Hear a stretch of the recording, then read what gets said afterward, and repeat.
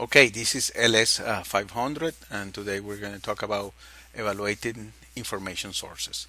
I think this is a very important function of librarians and people who work with information because, as I have repeated many times before, the problem has not, it has become that we have too much information. So, evaluating and assessing information sources is one of the main functions that a librarian can do to help the patron or the client. Of course, and I have already mentioned that we have to educate, we have to teach, we have to show, we have to demonstrate to the patrons and clients how they can also evaluate their information sources. Again, when we do reference, it's not a matter of censoring information. No, we have to let the patron choose, decides what information is relevant and pertinent for his or her information need. However, we as professionals have in my opinion, have the duty to inform the patron which one we think is the best information and why. And then we let the patron decide the best information or the most pertinent information. Okay, that addresses the information need. One way to see information is one way to characterize information or to qualify information is information as disinformation, misinformation, and propaganda. And let's see what the difference is. Disinformation is intentionally false information. It's giving out information that we know it is false, and many people do that. Then we have misinformation, and this is also that I guess we are all guilty of, because we may communicate information that is false information, but we don't do it on purpose. So it's unintentionally false information. And the third type of information is propaganda. And that is the use of information with the purpose of changing attitude and or public opinion. And of course, many governments, many political parties use propaganda to change public opinion or to drive public opinion. So this is one way to see types of information that we see in our environment. Okay, disinformation, misinformation, and propaganda. Now, another way to understand the source of information is also to think about information sources as primary sources, secondary sources, popular sources, and scholarly peer review sources. Okay, so let's explore what do we mean by primary, secondary, popular, scholarly. And some authors also talk about tertiary information sources. What is a primary source? Well, a primary source provides first-hand testimony or direct evidence concerning a topic under investigation. They are created by witnesses or recorders who experience the events or condition being documented. So it's a first-hand testimony. Often these sources are created at the time when the events or conditions are occurring. But primary sources can also include, and this is very important for us because this is part of our record, of our information record, in autobiographies, memoirs, oral histories that are recorded later. Primary sources are characterized by their content, regardless of whether they are available in original format, in microfilm, microfiche, in digital format, or in published format. So a primary source, of course, is a first-hand account. Somebody who witnessed something happening, or it was part of something happening. Okay, so that's a definition of what a primary source is. By the way, a primary source does not mean that it's an objective source. It may or it is subjective. In my opinion, and this is my personal opinion, objectivity is very hard to achieve. Mostly is subjectivity what we see, because we are human beings with emotions, with experiences, with education, with principles, with ethics, with moral, and all of that and many more things shape how we see the world. So if there are two witnesses in that watch an event, and if you interview them, they probably will give you different accounts of what happened. Why?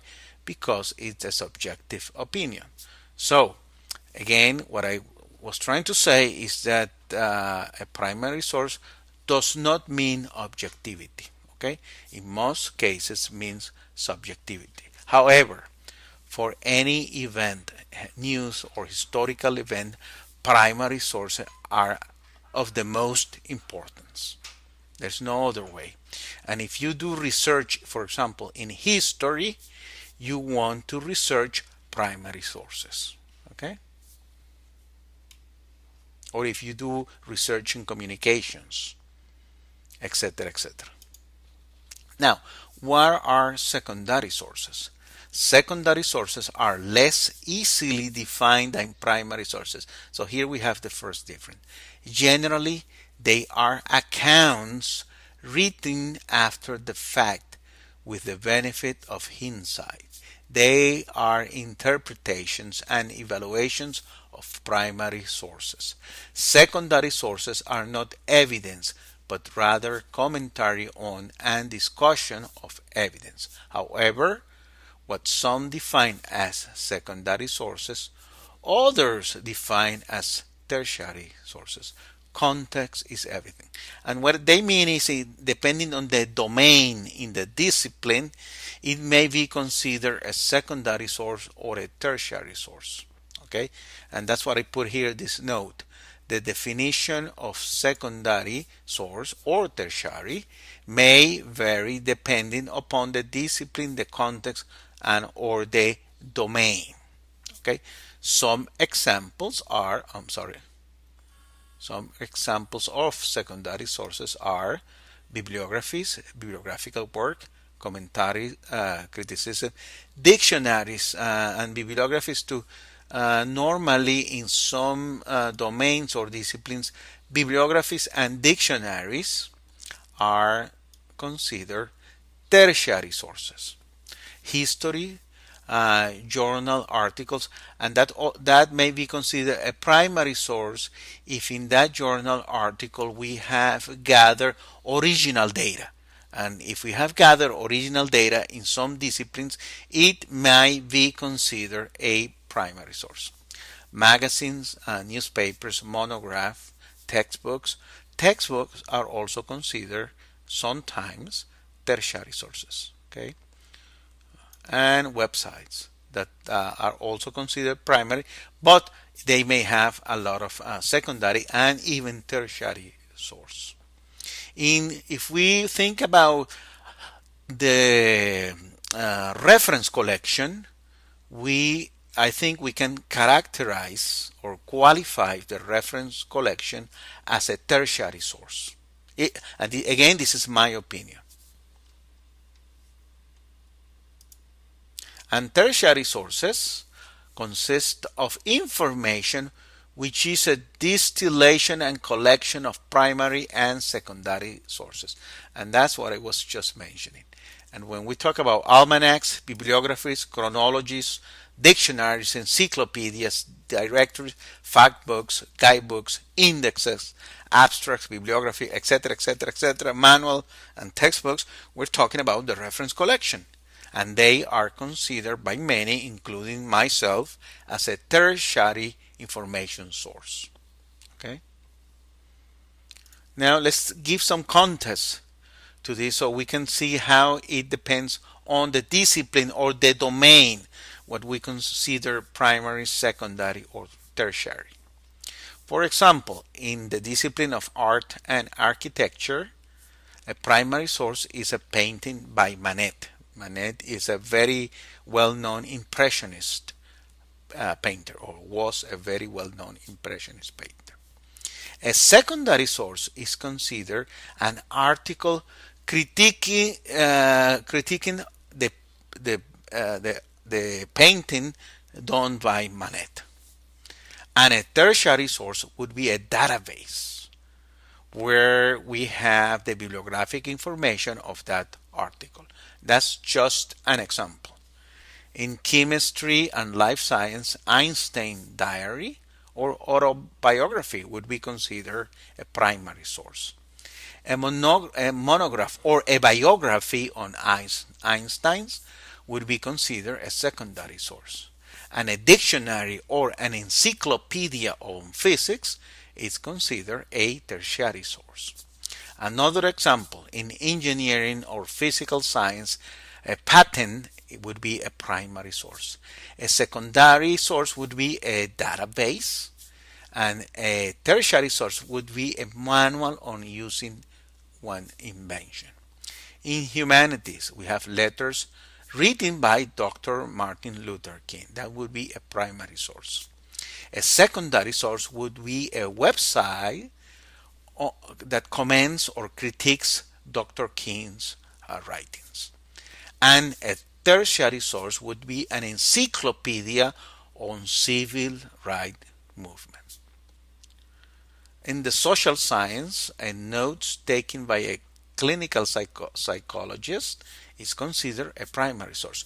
When we are doing research and we collect primary data, we collect data out in the field, not data that is published in a data set or data that is in our literature review, but primary data. We go and do an experiment, or we observe, or we do a survey, that it is considered a primary source.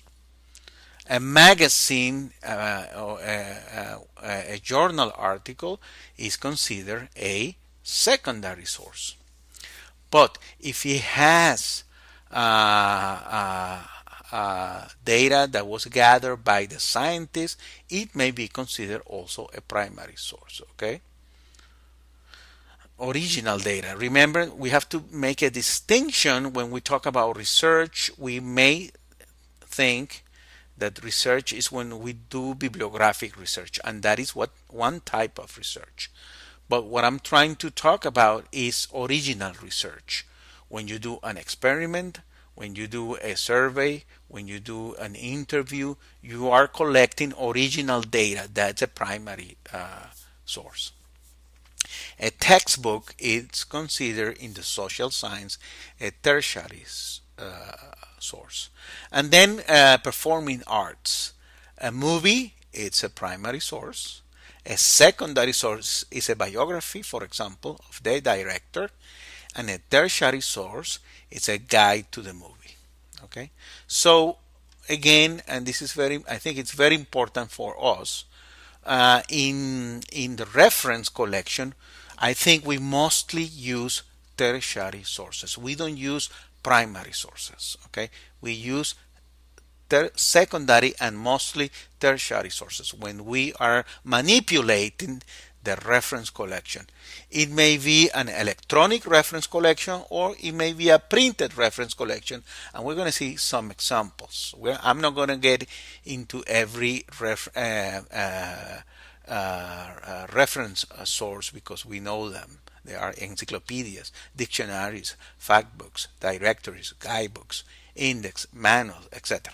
So in again, I consider most of reference resources either secondary, but and mostly tertiary sources. Okay. Okay, and here is something that is very important and relevant for us as librarians, and that's how do we assess or how do we evaluate good information? Well, we have to think about at least seven criteria, seven elements of criteria.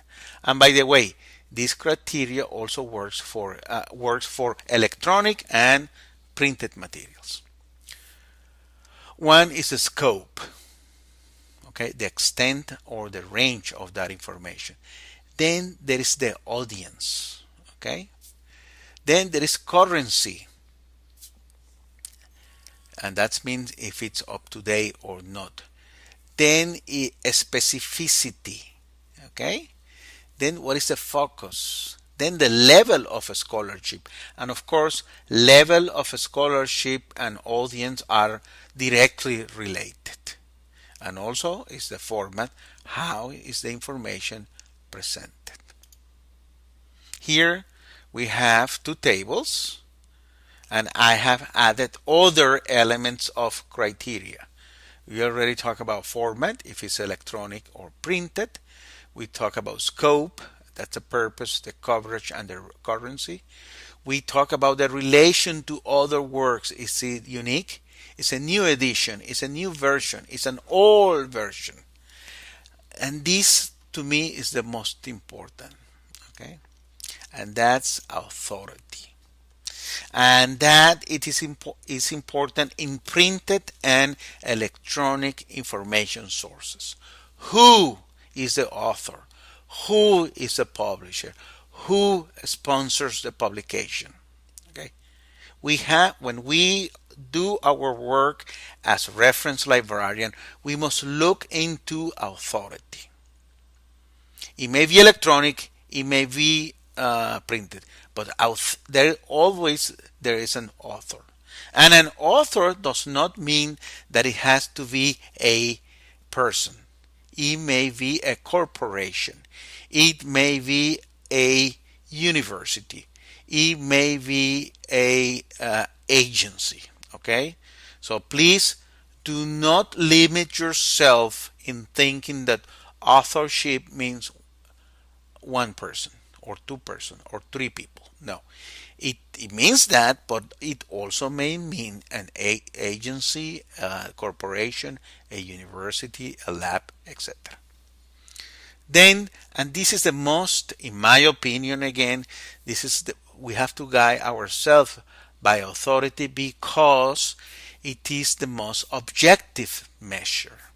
Okay? Then we have treatment and has to do with accuracy, objectivity, style, and audience. Objectivity is very hard to measure, especially when we are doing reference, and we will have to if we are a generalist and we work in a public or in an academic library and we're doing reference. There may be disciplines or domains that we are, and there will be for sure disciplines and domains in which we are not experts, okay? Because we cannot know it all. It is impossible in today's world to have somebody who can know everything. No, that may be in the past when knowledge was more limited. But today, it is impossible to find anybody who can know everything about every discipline. So, how do we measure accuracy and objectivity in a field in which we are fairly familiar? Well, it becomes impossible. So we have to go back to authority. And we always can say, well, this report was published by such and such. Therefore, in my criteria as a professional librarian, I think I think it's a report worth exploring because it was published or sponsored by such and such. Okay? And this is something that we must do as librarians. Arrangement, this is very important, how the, the resource is arranged. And of course, price and listing conditions, licensing conditions, I'm sorry. And here are some guidelines to evaluate electronic information or websites from the World Wide Web.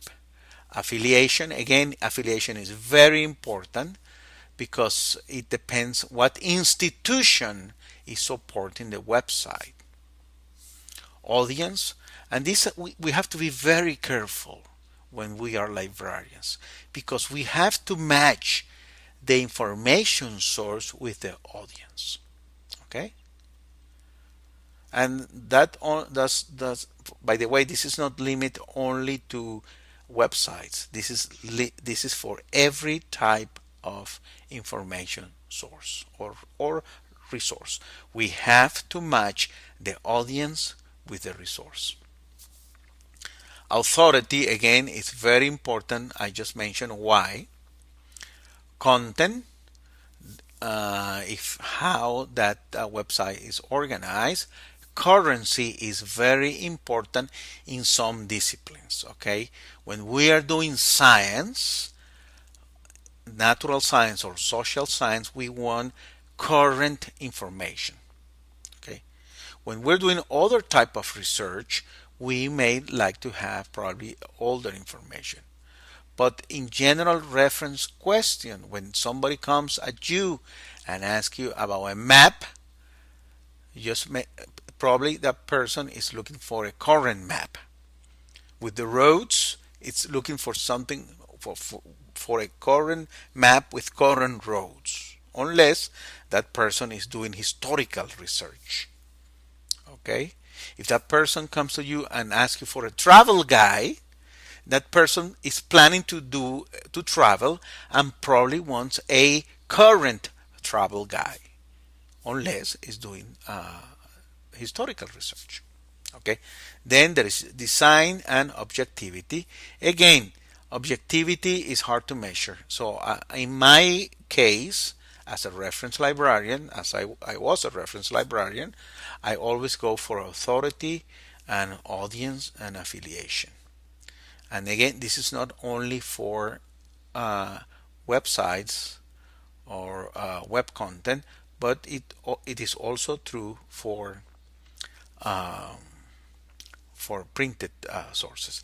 Another thing that we have to be aware is what we call peer review journal, and I think I mentioned that before, and let me explain it here. Okay, when we talk about scholarly or peer review journals, what it means is, and sometimes when you are in this program or in the future, you will be asked to do, for example, a research or a lit review on a topic, and you will be asked for, please make sure that your sources, that the sources that you are citing come from peer review journals. And what that means is that in order to get published in a peer review journal, the submission has to be reviewed by peers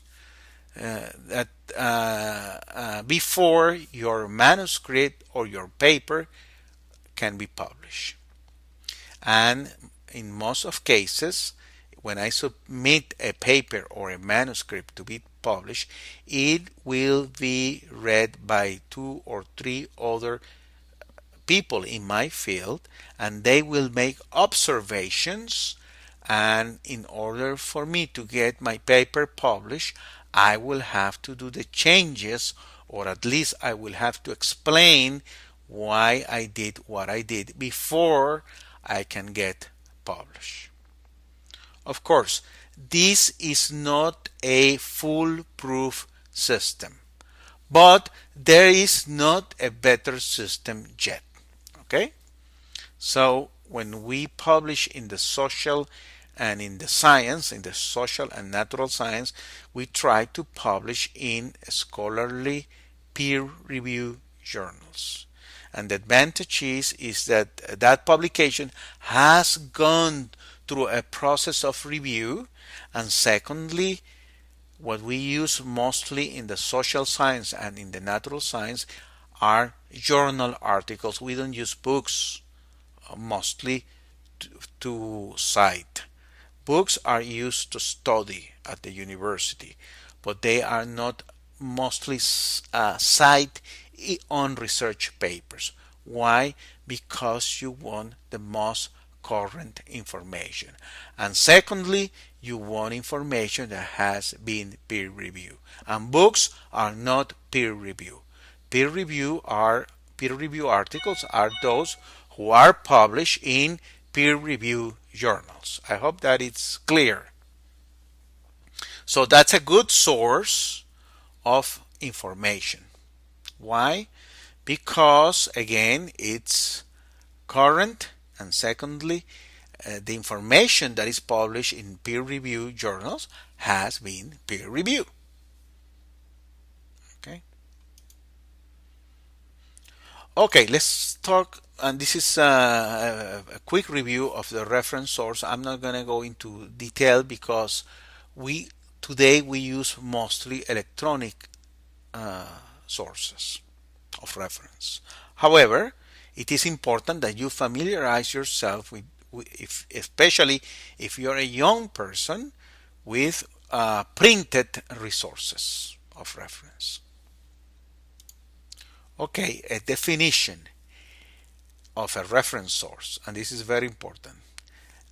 Any publication from which authoritative information can be obtained, included but not limited to reference books, catalog records, printed indexes and abstracting services, and bibliographic databases. That's a very broad definition of reference sources. Reference sources provide background information, fact or specific details on a subject, and in my opinion, this is very important, point to other sources of information. So many times when we're doing reference, we start from a reference source, and then from there the reference source will point to other sources of information. Okay, and that's very important.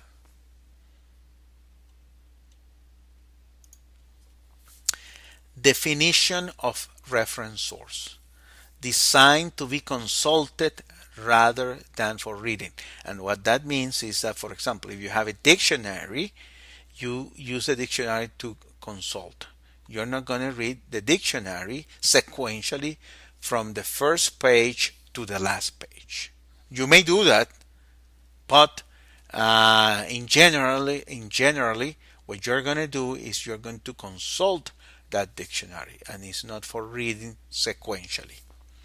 It will have facts and figures. It will have concise information to frequently asked questions, contain valuable information for particular subject areas, guides to information, and this is very important. If it's a printed material, do not circulate but remain in the library. So in the case of printed reference sources, they stay at the library. They don't go out in circulation.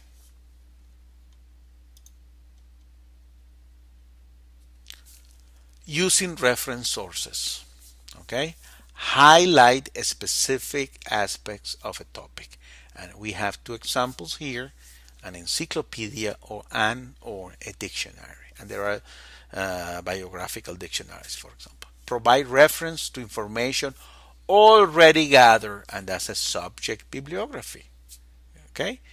That's a tertiary source, by the way. A subject bibliography is a tertiary source. An encyclopedia is a tertiary source.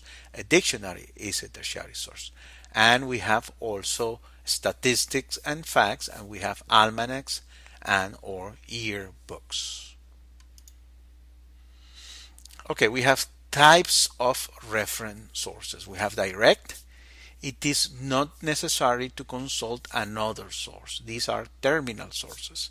That what it means is that when you go to a dictionary and you may stop your consultation there. Of course, if it addresses the information needs of your patron.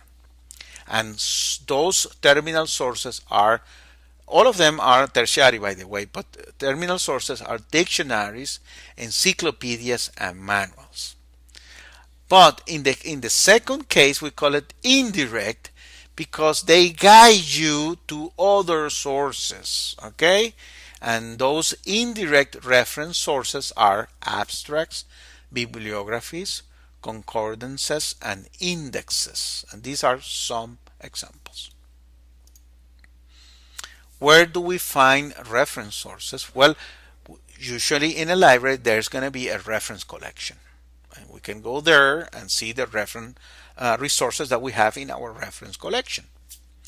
But you can search the library catalog. You can browse the reference shelf. That's what I was talking about. There may be a guide on how to use reference books. Use an online guide to web reference sources, or you may ask the reference librarian. I always recommend that when you visit the library, go and talk to the reference librarian. And you may want to become a reference librarian. If you want to become a reference librarian, you have to make sure that you are very proficient using the reference collection in printed format and in electronic format. Okay? Some examples of reference sources. And again, this is especially for the younger generation. Well, we have Almanac, Yearbook, Atlas, Gazetteer, Guidebook, Bibliography, Concordance, Directory, Encyclopedia, Handbook, Manual. We have dictionaries, unabridged. We have full size, average, as a shortened version. We have historical, we have specialized, we have subject, we have foreign language, we have a biographical dictionary, etc., etc. These are the classical examples of reference sources. But there are others like databases, like indexes, etc. Okay?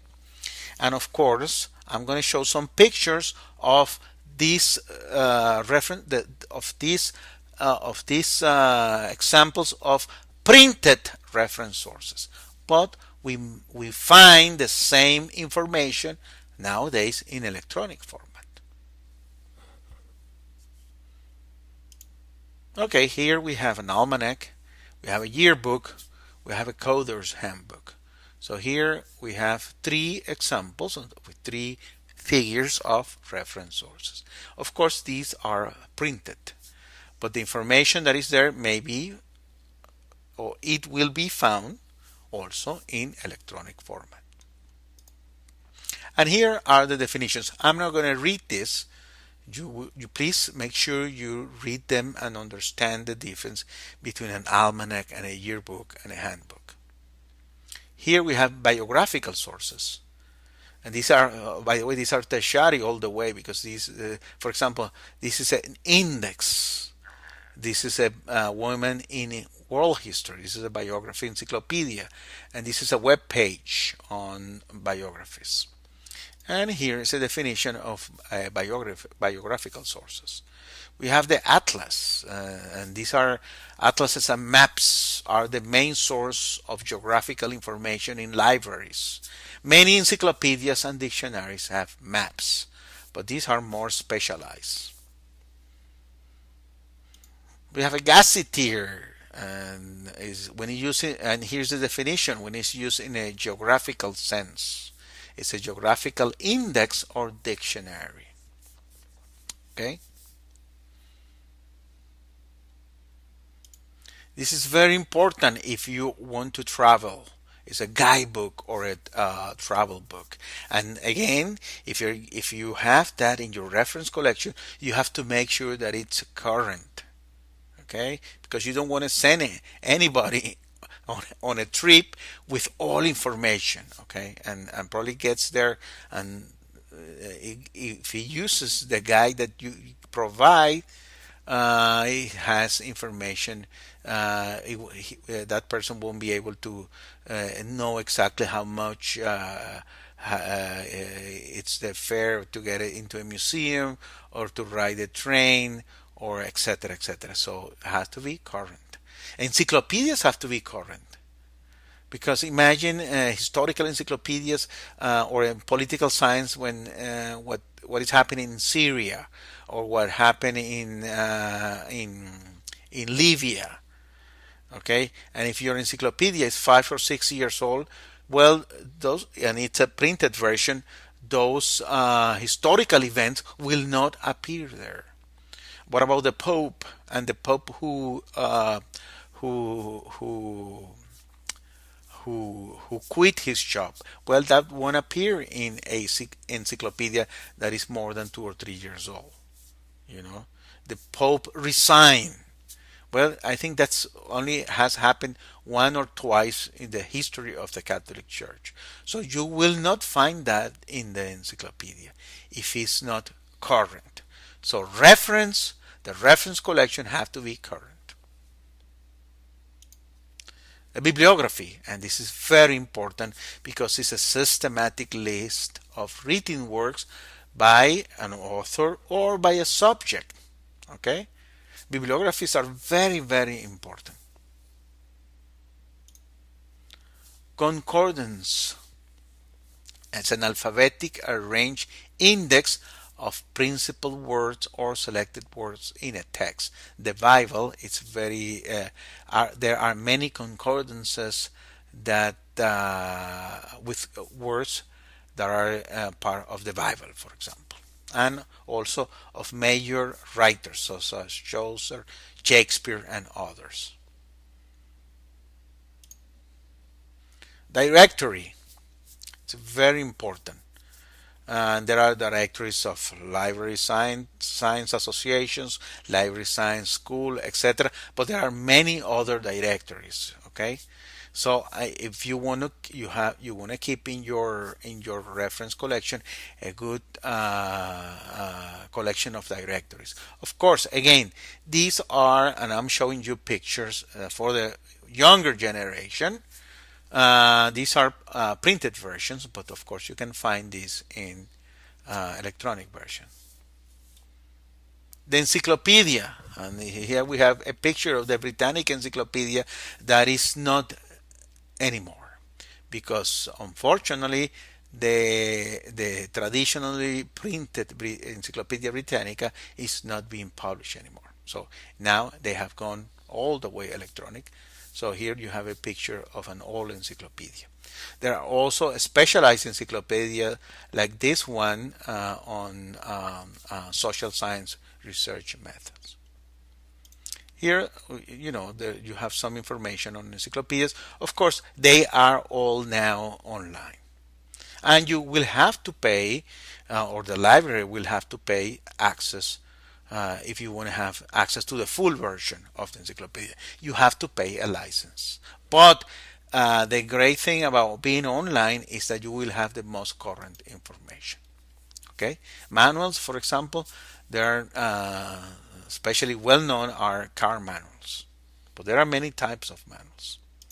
Dictionaries, and we have here different types of dictionaries. Some are like general dictionaries, some are language dictionaries, or discipline-based dictionaries, such as Black's Law Dictionary. Okay, so we have done an overview of what the reference sources are. But the most important thing about this lecture is, if we go back, is assessing and evaluating reference sources. Okay, so we have to make sure that when we provide a service as a reference librarian, we provide the best service possible. And one way to do that is to assess and to assess and to teach our patron how to assess and evaluate information sources. Okay, so these are some of the criteria used to evaluate information sources. Okay, thank you so much.